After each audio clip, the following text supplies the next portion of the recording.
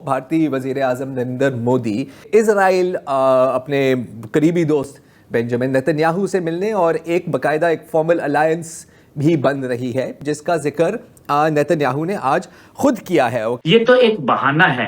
पाकिस्तान असल निशाना है। ये जो खित्ते के अंदर तब्दीलियां आ रही हैं, जो अमरीकी बहरी बेरे आ रहे हैं, ये किसी और के लिए नहीं आ रहे।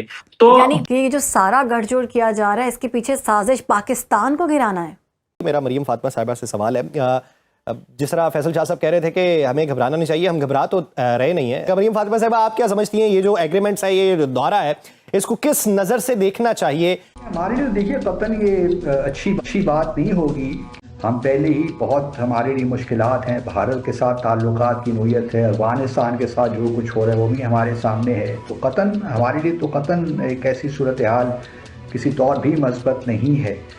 नेतन्याहू ने ये कहा कि एक नया अलायंस बनना जा रहा है टू काउंटर रेडिकल एडवर्सरीज। तो इसका मतलब है अगर अलायंस कर रहा है तो पाकिस्तान को रेफर कर रहे हैं। और इसमें जाहिर है कि आपने नाम लिया इंडिया का भी, कि इस फ्यूचर अलायंस में कितना इम्पोर्टेंट है इंडिया इसराइल के लिए और इसराइल इंडिया के लिए, कि दोनों भारत जो है इसराइली हथियारों का सबसे बड़ा ख़रीदार है। मोदी साहब को ये एजाज़ भी मिल रहा है कि वो कनेसेट यानी इसराइली पार्लियामेंट से खिताब करेंगे।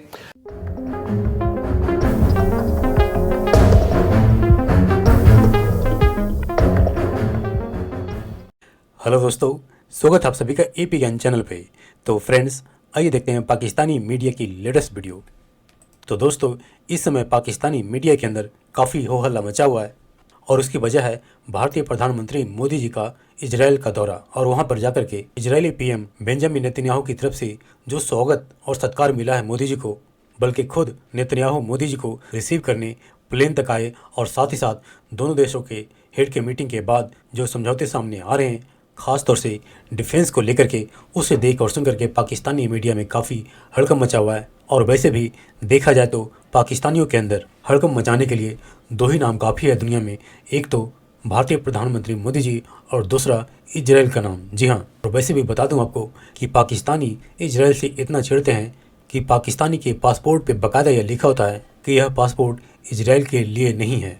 तो आप समझ सकते हैं कि फिर जब दोनों यानी भारतीय प्रधानमंत्री मोदी जी और इजराइल के प्राइम मिनिस्टर बेंजामिन नेतन्याहू एक दूसरे से मिल रहे हों और उनके मिलने का नतीजा भी सामने आ रहा हो, तो पाकिस्तानियों की बौखलाहट तो सामने आनी ही थी। तो आइए देखते हैं आज की इस लेटेस्ट वीडियो को।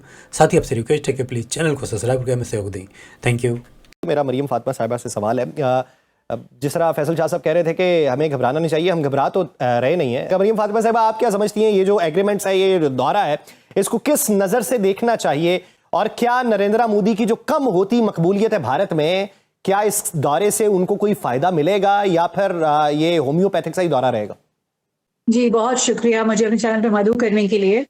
मैं कुछ थोड़ी सी इसमें ऐड करना चाहती हूँ कि अल्लाह का फजल करम था और मैं बहुत आजिज़ी और इनकिसारी के साथ मई 2025 का जो मुआरका हक था उसमें अल्लाह ताला ने हमें फतह याब किया। लेकिन साथ ही साथ मुझे लगता है कि हमें ये बात नहीं भूलनी चाहिए कि हमें दुश्मन के तमाम चालों के लिए और दुश्मन के तमाम हमलों के लिए तैयार रहना चाहिए। और एज ए मुस्लिम हम सबका जो है, हम पर अल्लाह ताला ने फ़र्ज़ किया हुआ है कि हम वो जो एक जदोजहद है और एक स्ट्रगल है अपने आप को प्रोएक्टिवली मजबूत करने की, उसको ना छोड़ें। ये मैं पहला पॉइंट कहना चाहती हूँ। दूसरा पॉइंट मैं ये कहना चाहती हूँ कि इस जो ये दौरा है नरेंद्र मोदी साहब का और इंडियन डेलीगेशन भी मुसलसल विजिट कर रहे हैं इसराइल को, इसके पाकिस्तान के लिए क्या रिपरकशंस हैं? आपने अपने प्रोग्राम के अंदर जो ओपनिंग रिमार्क्स दिए उसमें आपने बहुत डिटेल में बताया कि किस किस किस्म की missile technology free trade agreements के तहत जो है वो इसराइल से इंडिया में मुंतकिल हो रही है।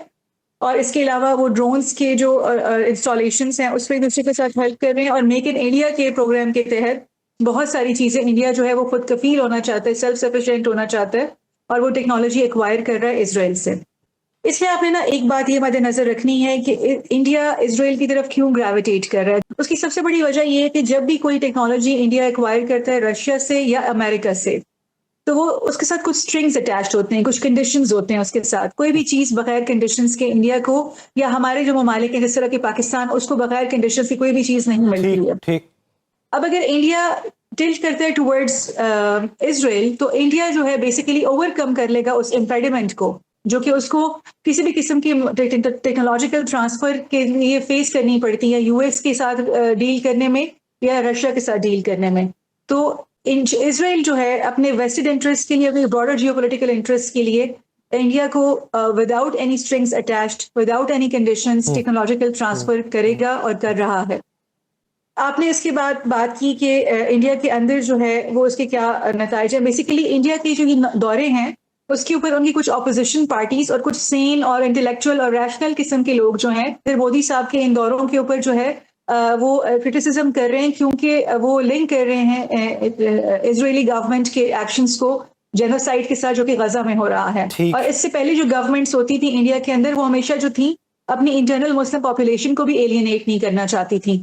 लेकिन आप देख लीजिए कि इन दोनों चीजों को प्राइम मिनिस्टर नरेंद्र मोदी ने ओवरकम कर लिया। जो उनका इंटरनल क्रिटिसिज्म है और इंटरनल जो वहां पर रेजिस्टेंस है, ना उनको मुसलमान पॉपुलेशन के सेंटिमेंट्स की कोई परवाह है और ना उनको अपने किसी भी किस्म के प्रिंसिपल स्टैंड की परवाह है जिसमें वो इजरायली गवर्नमेंट को अक्यूज कर। मैं आपको सिर्फ इस बात की तरफ निशानदेही करना चाहती हूँ कि जो $8.2 बिलियन के जो इन्होंने आपस में मुआहदे किए हैं, ये बेसिकली जियोपॉलिटिकल एक शिफ्ट है जिसमें इजराइल जो है अपना एक नेक्सस बना रहा है टुवर्ड्स साउथ एशिया, पाकिस्तान को और चाइना को कंट्रोल करने के लिए। और जाहिर है इजराइल के साथ बहुत क्लोजली अलाइड है अमेरिका भी। तो हमें समझना चाहिए कि it's a bigger game in a bigger picture. ठीक, अगर हम इंडिया की और इजराइल की आपस की ताल्लुकात की बात समझें तो जाहिर है इंडिया अपने अरब पार्टनर्स को तो कहीं भी उसका कहीं भी ये इंटेंशन नहीं है कि वो अपने अरब एलाइज को और अरब पार्टनर्स को जिनसे वो कोऑपरेशन करता है, ट्रेड करता है, बहुत बड़ा इंडियन डायस्पोरा एग्जिस्ट करता है वहां पे, वो उनको तो एलियनेट नहीं करेगा। लेकिन नेचुरली इजराइल का अलायंस विद इंडिया, इसको पाकिस्तान के लिए हमें क्रूशियल और क्रिटिकल समझना चाहिए, क्योंकि इजराइल ने पाकिस्तान के साथ तो इंडिया के साथ रिलेशंस बना के क्रेडिबल चैलेंज तो दिया ही है। हमें उन ऑर्गेनाइजेशंस को भी नहीं भूलना चाहिए जिनके थ्रू जो है तालिबान को पैसा मिल रहा है, तहरीक तालिबान अफगानिस्तान को, और उनको भी अब आप देखिए कि इस्तेमाल किया जा रहा है अगेंस्ट पाकिस्तान। लेकिन ब्रिगेडियर साहब, ये मामला सादा नहीं है, क्योंकि जो इजराइल है वो ग्रेटर इजराइल का उन्होंने नक्शा भी जारी किया और अब अमेरिका के सफीर जो वहां पर तैनात हैं उन्होंने बाकायदा तौर पर यह कहा है कि नील से फरात तक जो है वो इजराइल का हिस्सा है, वो इस पर कब्जा कर सकता है। ये अमेरिका की सफीर की जानिब से कहा गया। इसका मतलब है कि ये मामला बहुत सीरियस है और इसमें जो मुसलमान ममालिक हैं उन्होंने मजम्मत की है। क्या ये मजम्मत की हद तक होना चाहिए या एक मुस्लिम नेटो होनी चाहिए कोई क्योंकि उस तरफ से बहुत सीरियस जो है वो मामला शुरू हो चुके हैं और दावे शुरू हो चुके हैं और मोदी जो है वो भी वहां पर जा रहे हैं इजराइल। एक नया खेल जो है वो शुरू होने वाला है पूरे खित्ते में, जिसको ग्रेटर इजराइल कहते हैं। ग्रेटर इजराइल में ब्रिगेडियर साहब तुर्की भी है, उसमें जो है वो सऊदी अरब भी है, उसमें पूरे का पूरा वो मिडल ईस्ट अरब ममालिक हैं। तो क्या अगर वो इस पर अमल दरामद शुरू हो जाता है, जो कि मेरे ख्याल में शुरू हो चुका हुआ है, ईरान पर हमला अगर होता है तो ये भी ग्रेटर इजराइल का हिस्सा है, तो फिर क्या पाकिस्तान पीछे रहेगा? नेतन्याहू ने ये कहा कि एक नया अलायंस बनना जा रहा है टू काउंटर रेडिकल एडवर्सरीज। तो इसका मतलब है अगर अलायंस कर रहा है तो पाकिस्तान को रेफर कर रहे हैं साउथ एशिया में, बाकी मिडिल ईस्ट में जब वो बात कर रहा है तो हमास की बात कर रहा है, हिजबुल्लाह की बात कर रहा है, हुतीस की बात कर रहा है, ईरान की बात कर रहा है।